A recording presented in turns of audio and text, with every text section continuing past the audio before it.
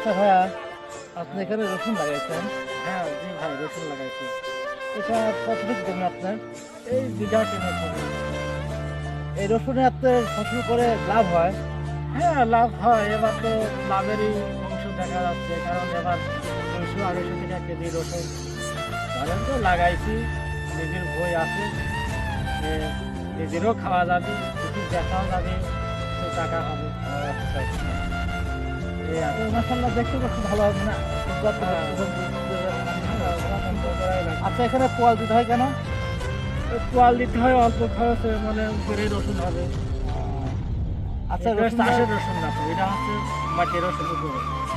মানে আমি ধান কেটে রাখলে পরে লাগাইছেন? হ্যাঁ ধান কেটে লাগাই। মাসাল্লাহ ভালোই চলছে, কিছু মাসাল্লাহ ভালোই। তো এই চাষ আপনি কতদিন ধরে করেন? এই 2 বছর ধরে লাগাই।